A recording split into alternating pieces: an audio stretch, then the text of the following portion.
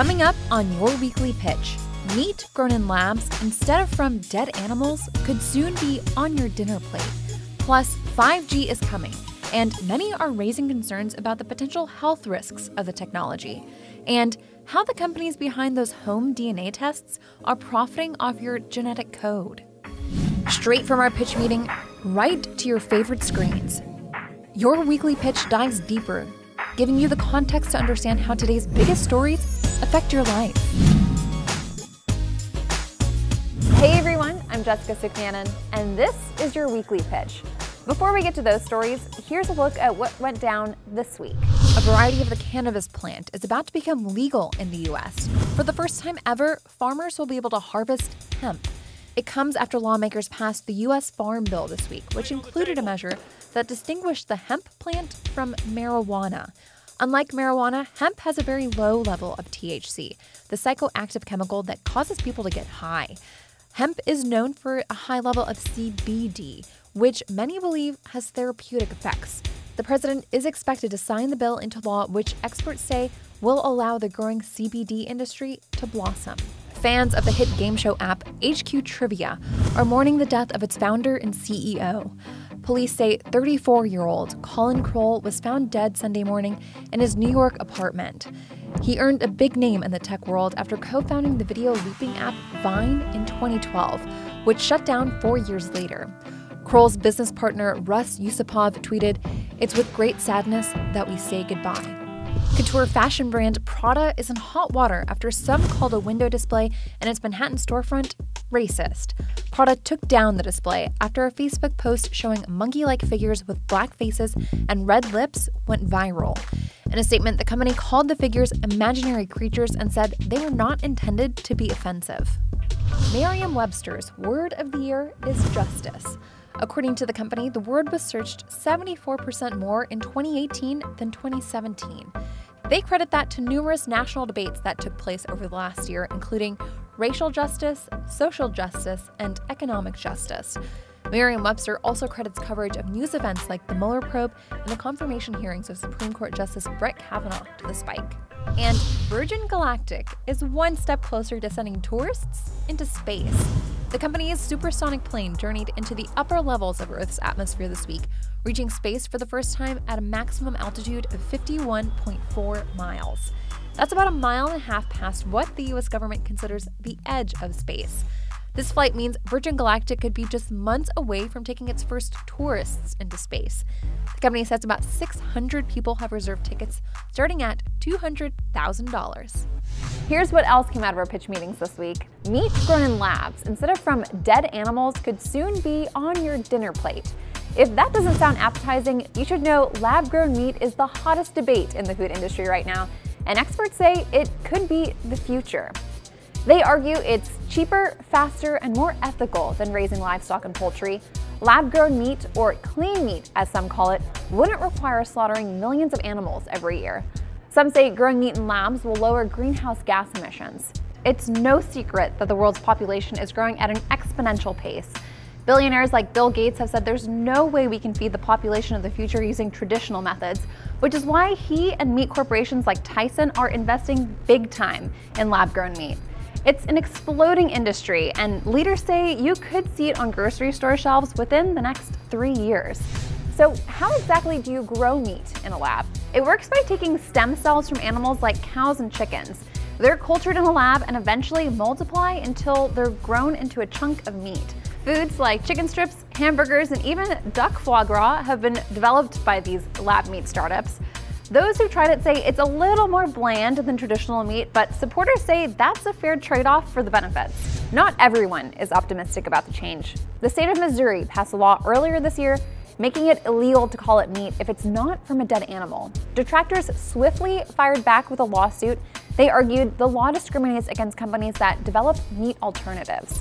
Turns out, it's not just our land-raised meats that are raising environmental concerns. According to a report published in Scientific Reports, discarded fishing nets make up 46% of the 79,000 tons of trash floating in the Pacific Ocean. The majority of the rest of it is composed of other types of fishing industry gear like ropes, eel traps, and baskets. Believe it or not, a 24-year-old came up with an idea of how to clean up what's called the Great Pacific Garbage Patch and then raised millions of dollars to make it happen. It looks like a giant pipe and it's heading to the Great Pacific Garbage Patch. The initiative is called the Ocean Cleanup Project, and it was started by 24-year-old Boyan Slat when he was just 16 years old. In September, it finally launched. If it works, it'll take a bite out of the garbage patch and bring it back to land to be recycled. The garbage patch is a huge collection of floating trash drifting between Hawaii and California. It's twice the size of Texas and contains 80,000 metric tons of plastic, according to Slat. You might wonder why we can't just scoop up all the debris, but the National Oceanic and Atmospheric Administration says the garbage patch is just too big. It's constantly moving with ocean currents, and the debris starts at the surface and stretches all the way to the sea floor. The Ocean Cleanup Project could be the solution. It curves into a U shape, corralling the plastic at the surface, allowing fish to swim underneath. NOAA says the ultimate solution to stopping plastic pollution is prevention. One simple solution that's been trending on social media recently is the hashtag #StopSucking movement. By now you've probably heard a lot of companies are ditching plastic straws for good. Starbucks, IKEA, Alaska Airlines, SeaWorld, and a bunch of others are banning straws. So how did we go from reaching for straws at almost every restaurant in America to citywide bans in some parts of the country? Well, environmental activists have been pushing for it for years, but recently, social media activism kicked the movement into high gear. Celebrities like quarterback Tom Brady and actor Adrian Grenier are vocal supporters and helped raise awareness. And it looks like it worked. But how much damage do these little plastic straws actually do? Scientists say a lot. Just like any other one-time use item, we throw away a lot of straws. According to EcoCycle, about 500 million every day just in the US. Scientists say straws are made of a thin type of plastic that break down into microplastics. Some fish eat that microplastic and we eat those fish, so it could end up in our bodies, which could lead to health problems. Activists say there are some disadvantages to the final plastic straw movement. A lot of people with disabilities can't drink unless they have a straw. Some activists say restaurants should still keep a few straws on hand for possible exceptions like this one. There are some alternatives for people ready to stop sucking. You could buy a reusable straw made out of plastic or metal. Some restaurants will also offer compostable straws and old-fashioned paper straws. And don't forget edible straws like cookie straws or even pasta straws. All right, so straws are one thing, but another group of people are taking their trash to a whole new level, reevaluating everything that's in their garbage can. It's called the Zero Waste Movement. The goal is for each person to send basically nothing to the landfill each year. A common visual associated with the movement is a mason jar filled with trash. For the most successful zero wasters, that's the amount of garbage they send to the landfill every year. Supporters of the movement say the amount of trash the U.S. tosses out is alarming. According to the Environmental Protection Agency, the U.S. sent more than 136 million tons of waste to landfills in 2015. You might not think about it, but some of the things that end up there will stick around way longer than you will. For example, the National Park Service says aluminum cans can take up to 200 years to decompose. Plastic water bottles take 450 years, and glass takes 1 million years. The goal for zero wasters is to compost and recycle way more so less trash goes to landfills. According to Google Trends, interest in the zero waste movement has been steadily growing over the past 10 years. Some big companies are committing to cutting their waste. For example, Subaru made headlines in 2017 for transforming its automotive plant in Indiana to the country's first zero landfill factory. All their packaging material for car parts is recyclable or reusable. While 100% zero waste is too extreme for many, supporters share advice on Instagram and blogs for anyone who wants to get involved. Here are some tips to get started. Follow the mantra, refuse, reduce, reuse, recycle, and rot. Refuse paper receipts at stores and instead opt for digital receipts. Take some reusable tote bags with you the next time you go grocery shopping. And when you must use disposable plates, look for ones that are compostable. They'll rot much more quickly than plastic or styrofoam. You might feel good about recycling most of the cardboard and plastic that makes its way into your home. But do you know that one piece of incorrectly discarded trash could send entire batches of perfectly good recyclables to a landfill instead? Bad recycling habits actually do more harm than good. Maybe you've done it. tossed a pizza box or a plastic bag into the recycling bin. But it turns out a lot of items can contaminate entire batches of recyclables. Waste managers say if you're putting things into the recycling bin out of hope, you might be a wishful recycler. Well, now, communities all over the country are cracking down on those bad habits because of a big change in China. China is one of the U.S.'s biggest buyers of recycling, but they're no longer accepting shipments that are more than 0.5% contaminated, which means your stray takeout container might ruin everything. Here's a few of the most misrecycled products. Waste managers say greasy pizza boxes are one of the most common offenders. A little bit of grease is okay, but if it seeps through the cardboard, toss it in the trash or compost bin. You can also tear off the top of pizza boxes and recycle it if it's clean. Same goes for oily takeout containers. Make sure you wash out any food residue from them before recycling. Lastly, plastic bags. You might put your recyclables in a bag for convenience sake, but waste managers say they can seriously clog up and damage machinery at their facilities. Check to see if your city has a special plastic bag drop-off area instead. Keep in mind that recycling guidelines can vary pretty dramatically between communities. The best way to find out the rules for your area is to get in touch with your public works department.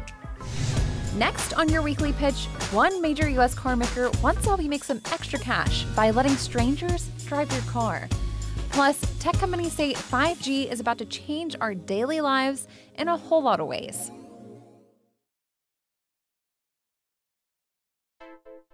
General Motors says they want you to let a stranger drive your car when you're not using it. Their new Peer Cars platform lets you list your personal car for rent through its app. Then people could rent your car for a few hours or a few days. Sound familiar? Other companies like Zipcar are already offering this type of service. The difference? GM wants you to share your own car rather than owning a fleet of cars to rent. They're pitching it as a way to make a little extra cash to help offset the cost of your car. Economists say this fits into a much larger trend among millennials, the sharing economy, where people share things with each other rather than buying them.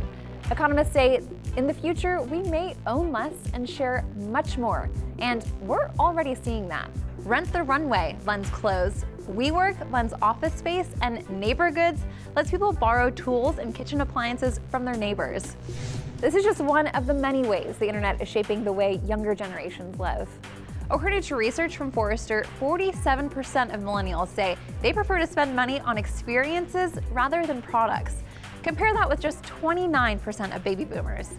Millennials who participated in the study said they like having access to experiences and resources on demand. And behavior experts say that makes sense for a time when people like to share their adventures on social media. Like it or not, data shows that the global sharing economy is only going to grow. The things that we share most now are media, transportation, and lodging. But in the future, who knows what else we could share? In 2014, PwC valued the sharing economy at $15 billion. By 2025, it's expected to grow to $335 billion. A lot of companies are already planning forays into the sharing space. Tesla plans to roll out its own ride-sharing service. And in addition to their Peer Cars program, GM has plans to shuttle you around in autonomous cars. Starting in 2019, an autonomous car might shuttle you around your city. But before autonomous cars become a part of our daily lives, our wireless tech needs a massive upgrade. Enter 5G, which could get here faster than you think. Industry experts predict 2019 will be the year of the 5th generation of wireless technology, also known as 5G. Wireless companies like Verizon and AT&T have already started rolling out 5G services in some major cities across the US. 5G promises to help push technology even further. Just like when we jumped from 3G to LTE, you'll need a phone that's compatible with 5G service. Right now, only one phone on the market is compatible, the Motorola Moto Z3. 5G will deliver faster download times and data service to smartphones. But beyond that, it's expected to revolutionize technology like virtual reality and self-driving car service. Industry experts say in order to really push self-driving cars into the mainstream, you need wireless communications to be really, really fast. 5G could deliver that speed. In the near future, self-driving cars will need to quickly interact with other cars and smart roads to improve safety and manage traffic. 5G could also greatly improve virtual reality experiences. That's a big deal for industries like gaming and even healthcare. Columbia University is currently developing a VR application to allow doctors and therapists to interact with stroke patients remotely, allowing them to get treatment even when they can't come into a doctor's office. As 5G technology catches on, some are questioning its potential impacts on our health. 5G antennas send much stronger signals thanks to a different kind of high-frequency radio waves known as millimeter waves. Some researchers at organizations like the American Cancer Society say they need funding to study the potential health effects of these new radio waves. In the meantime, there are simple things you can do to protect yourself. Experts say use an earpiece when talking on the phone and don't sleep with your cell phone next to your pillow. Next on your weekly pitch, Facebook just announced yet another data breach, this one involving the photos of some 7 million users.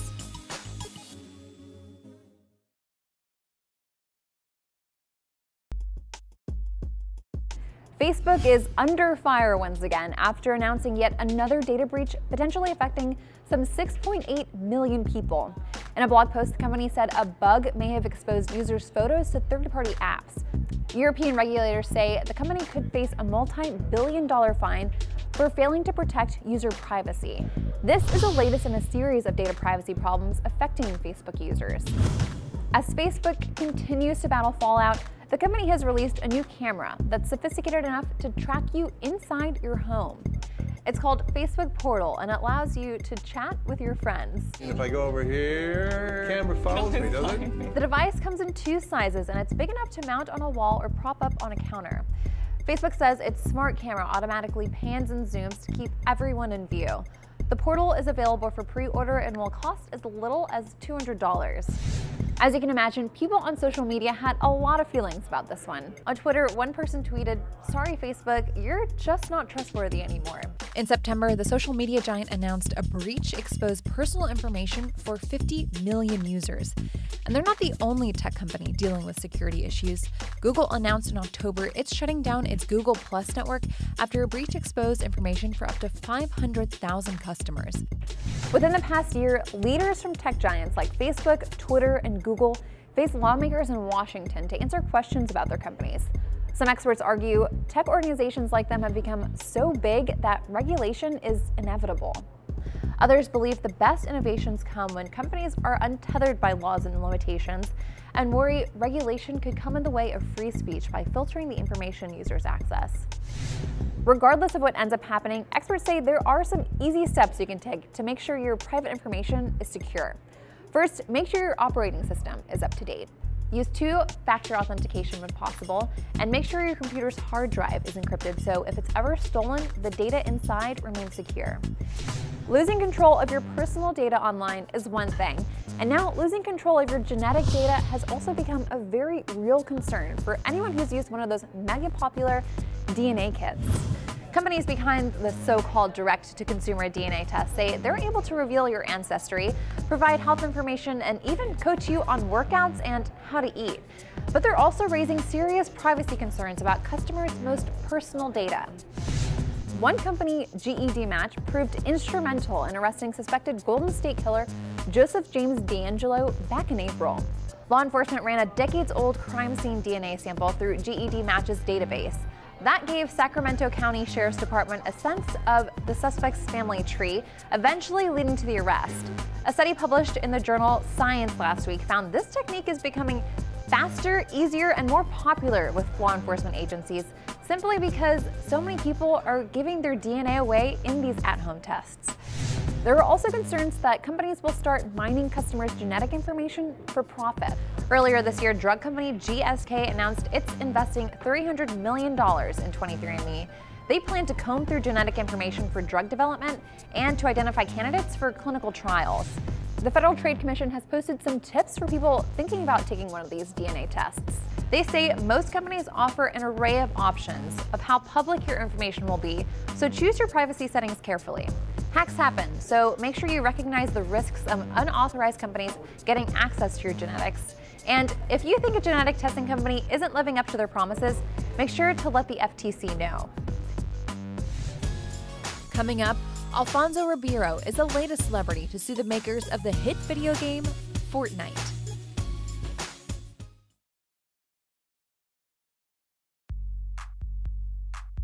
This year, the video game Fortnite became so big it transcended gaming and is now a pop culture touchstone. But now, famous actors like the Fresh Prince of Bel-Air's Alfonso Ribeiro is suing the company for ripping off his dance moves. That story and more are trending now. Attorneys for the actor say Epic Games ripped off the dance his character Carlton Banks did on NBC's hit sitcom. Players can buy the dance or emote in the game. He's now seeking his share of the profits. Others who brought similar suits include rapper 2 Milli for an emote that resembled his Milli Rock dance and Backpack Kid Russell Horning for his flossing dance. A new study finds Netflix is not destroying the movie theater business as some people might assume. A study commissioned by a lobbying group for the movie theater industry finds people who go out to the movies more are also more likely to consume streaming content at home. So apparently, both industries can thrive. We all know superhero movies dominate at the box office, but it turns out they also slay on Twitter. Marvel's Black Panther was Twitter's most tweeted about movie of 2018. It was followed by Avengers: Infinity War and Incredibles 2. Thanks for joining us today. We're here every week, streaming on your WSB TV app. Plus, we have in-depth stories ready for you every day. Just follow Your Daily Pitch on Facebook and Instagram, and subscribe to us on YouTube. Thanks for joining us today. We'll see you again soon for your next Weekly Pitch.